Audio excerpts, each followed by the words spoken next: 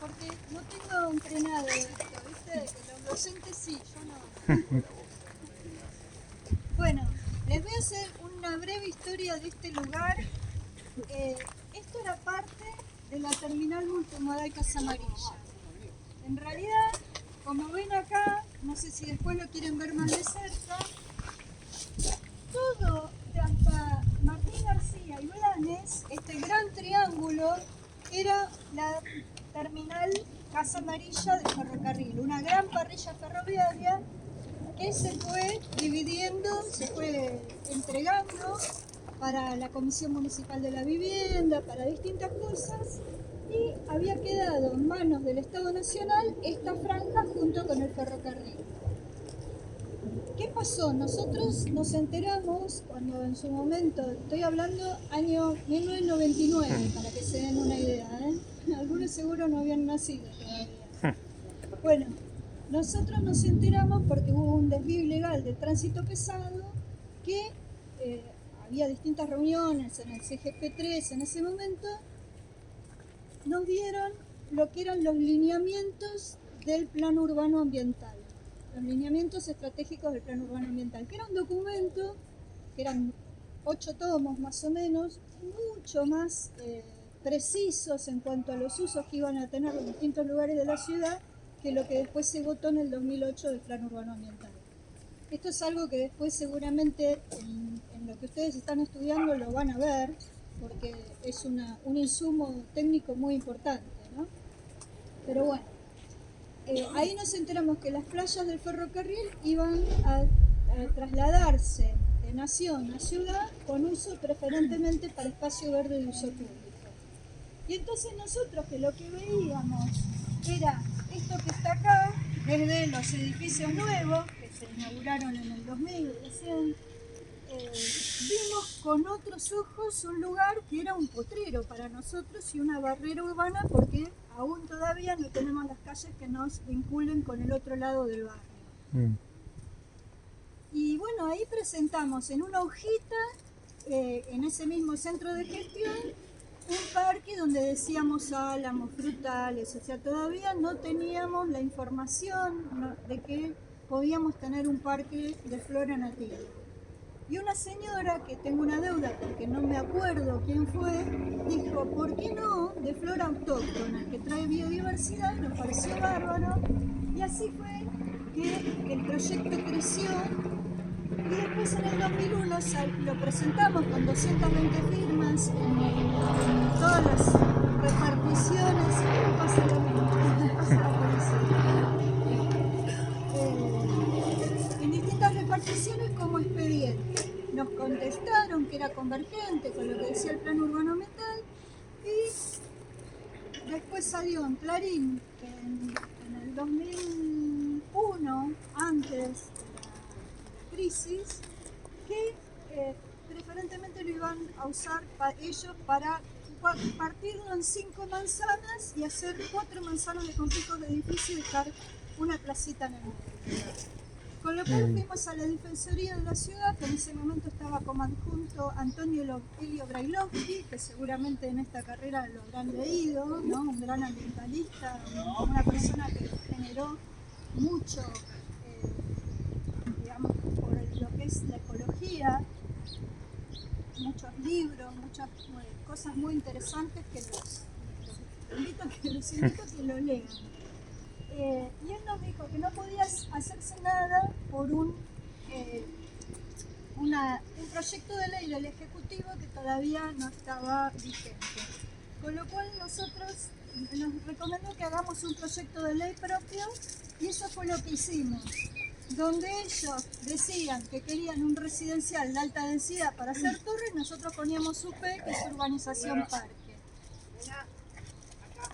Bueno, así presentamos el proyecto y nos dijo, lo pueden hacer por iniciativa popular. Me distraen.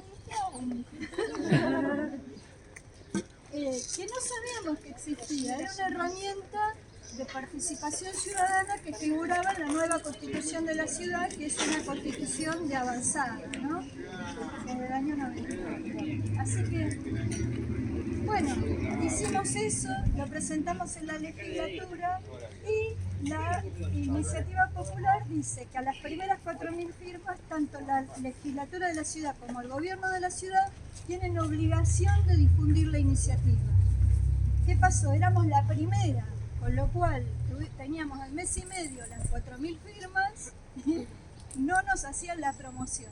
Así que carta documento, quiero decir que nada es fácil, siempre es, ¿no?, como peleando y discutiendo con las herramientas formales, pero se hace, hay que insistir mucho.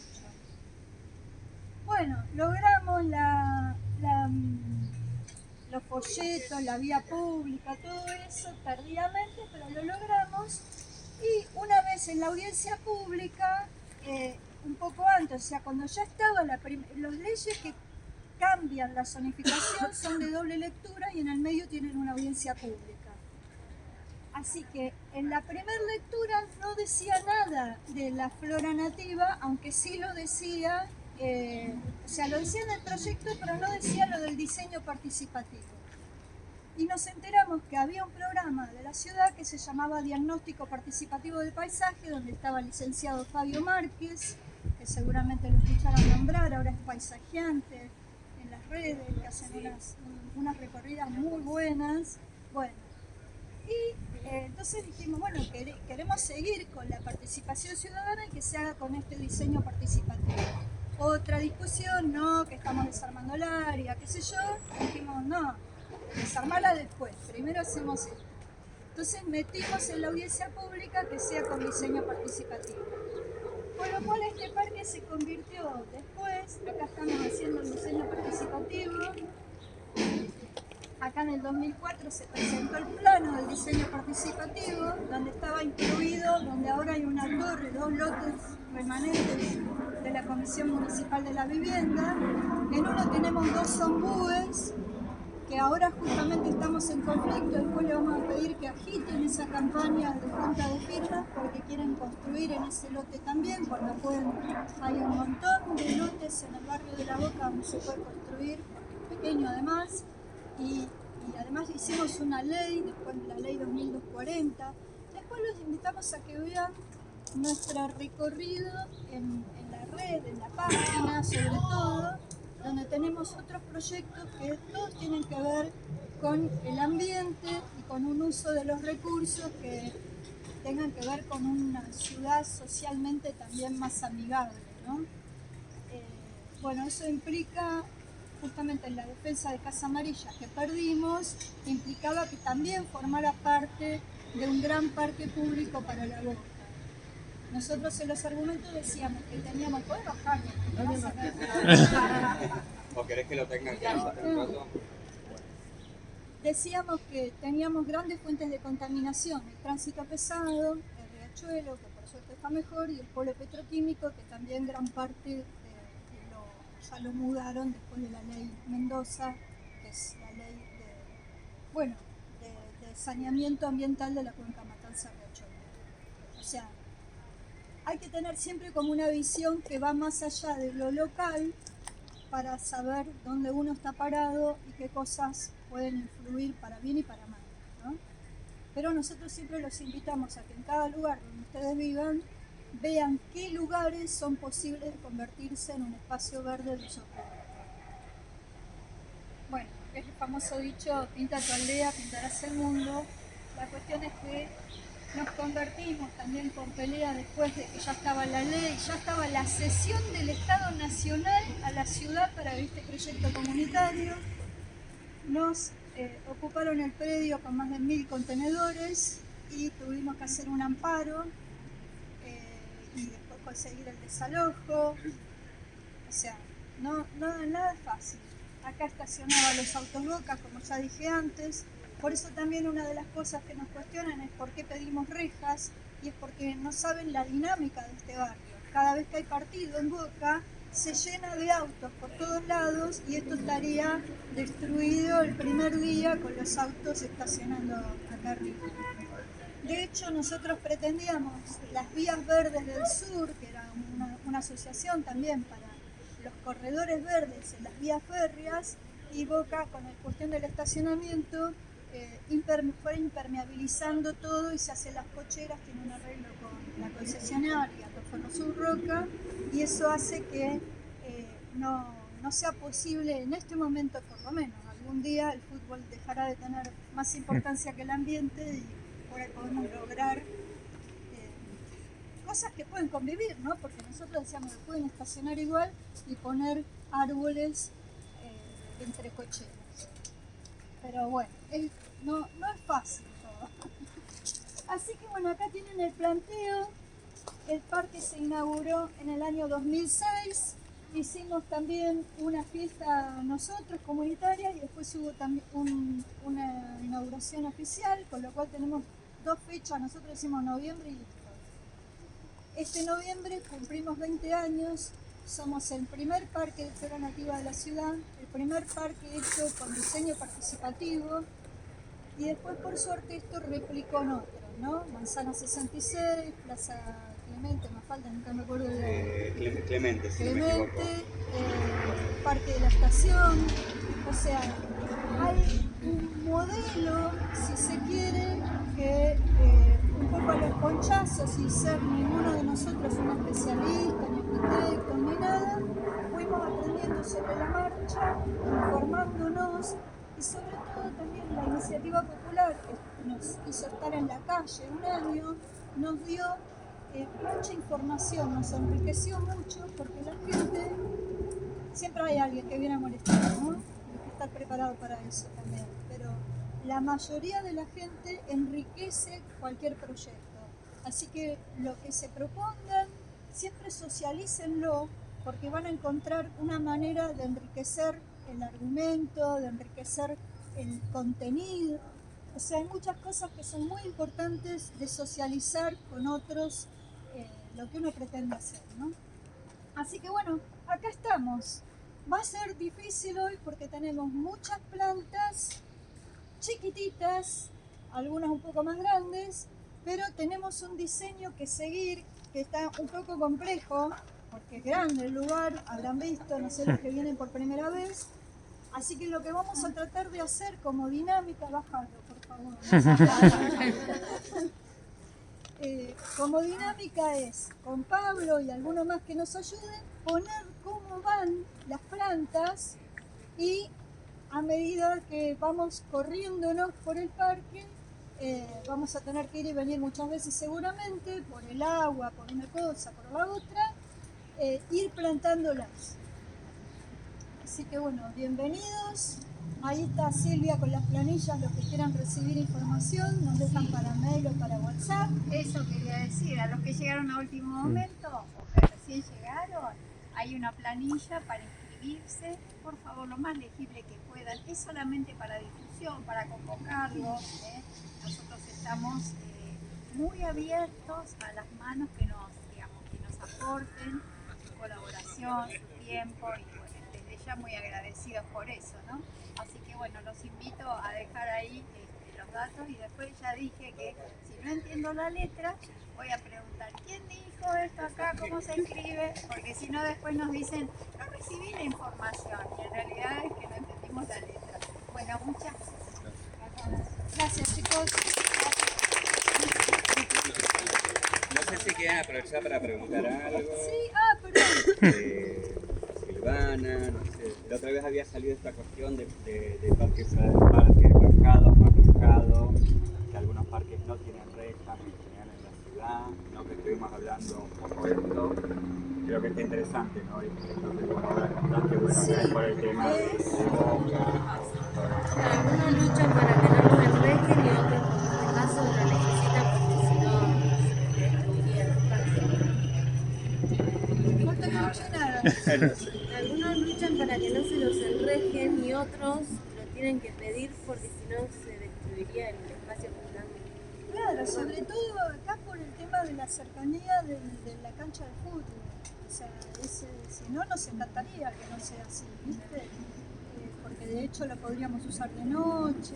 O sea, ahora de noche lo usan solamente los que pueden pasar la reja por arriba. Pasa.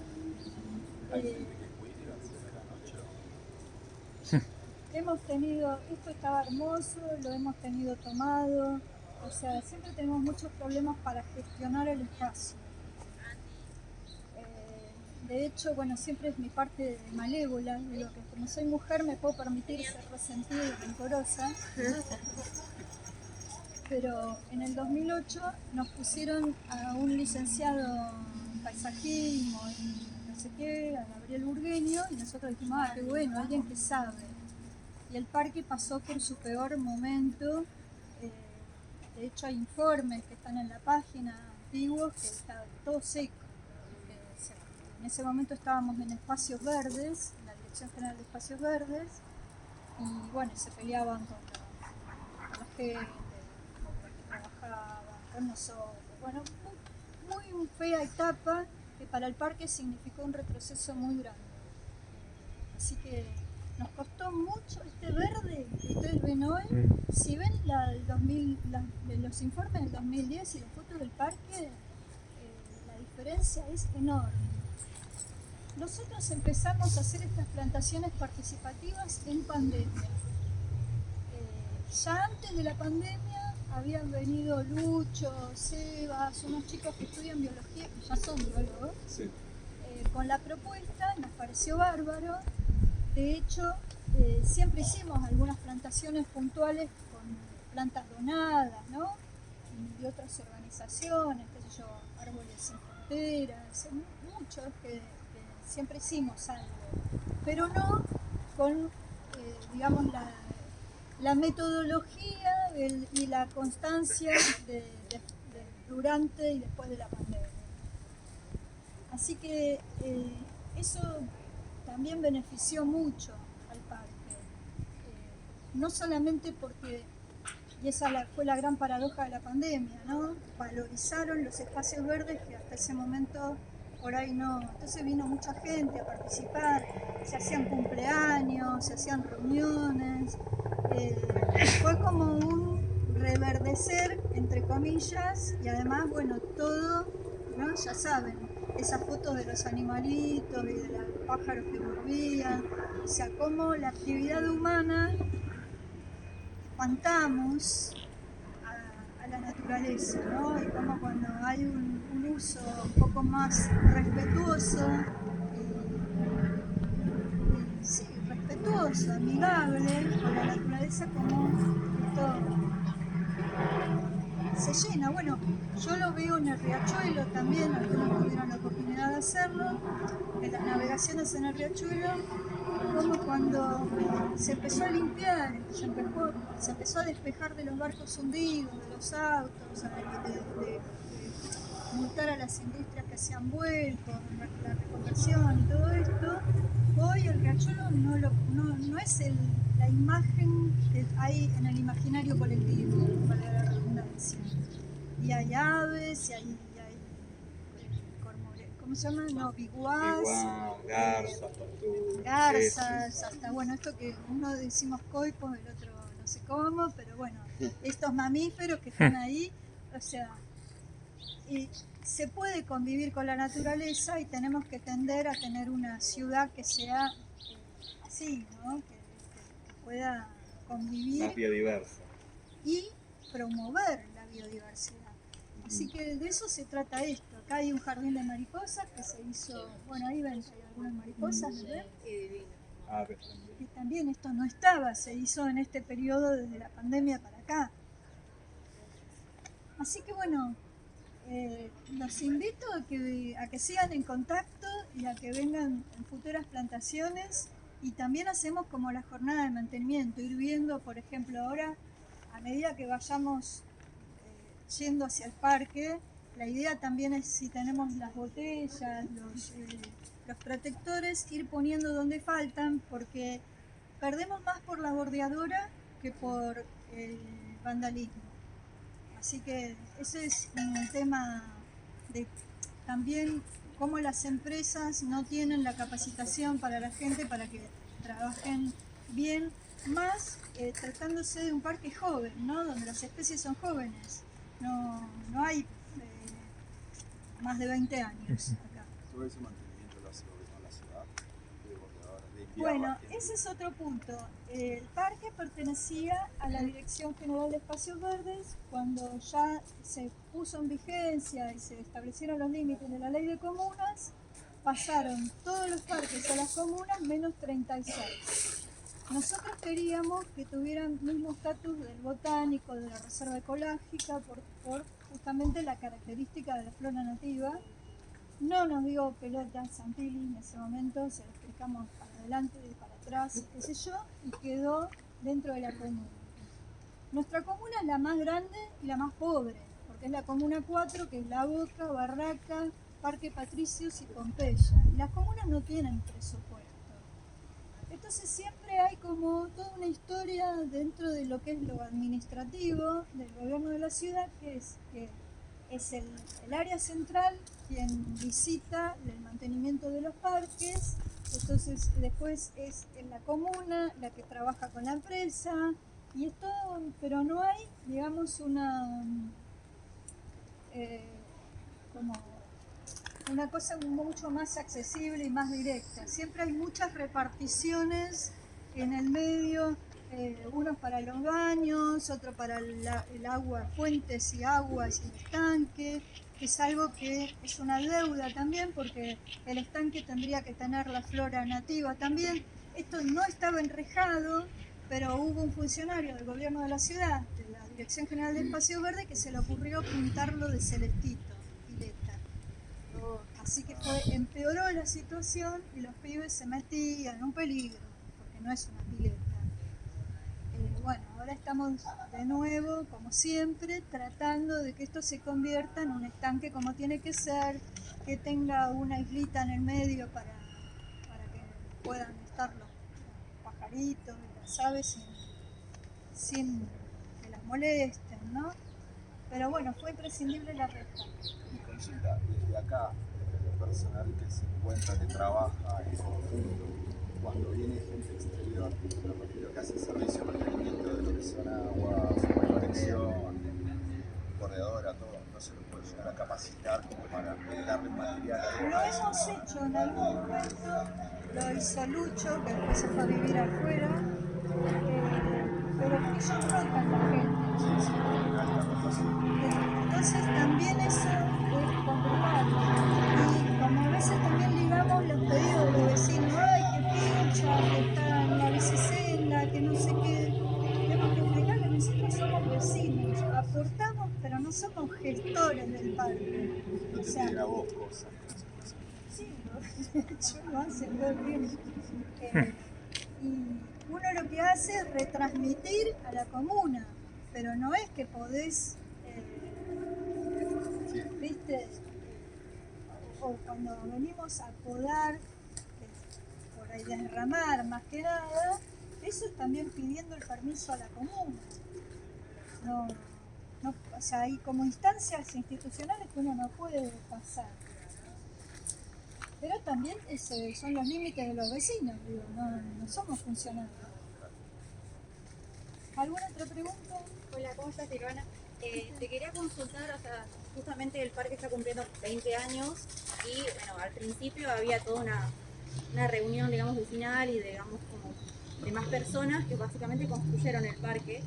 Y, o sea, ¿cómo fue sostener esa agrupación o ese como el grupo a lo largo de los años? Y, bueno, actualmente, ¿cómo...? O sea, claramente están intentando como también atraer más gente nueva, Por supuesto.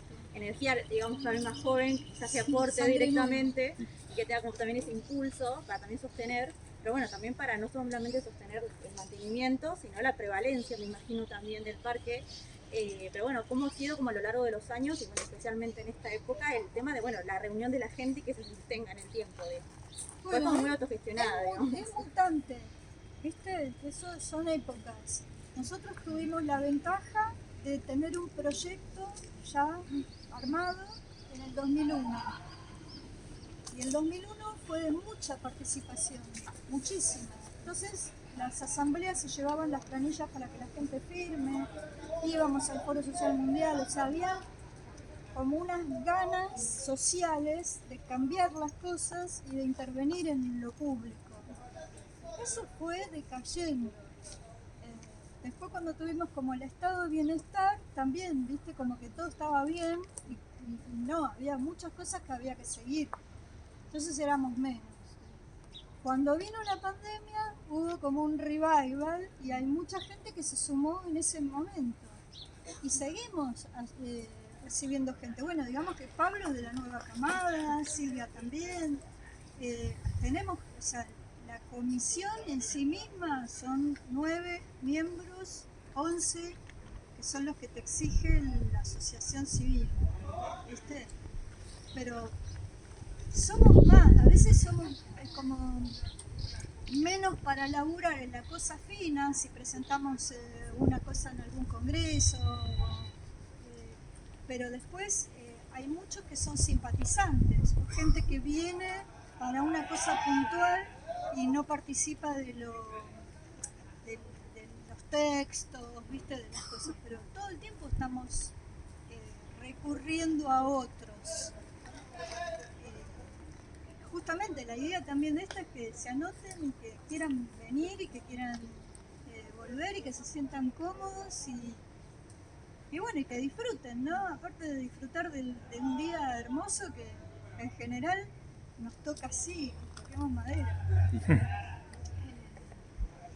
Nosotros la pasamos bien, terminamos agotados, porque esto no es fácil, sí, lleva energía. Pero la pasamos bien y sentimos que cumplimos con algo que es un sueño, ¿viste? Que no todo el mundo, las cosas te encuentran también, no es que uno va a decir, una vez lo dije en una pregunta, yo no dije, cuando sea grande quiero ser, estar a cargo de una comisión de vecinos y hacer un parque.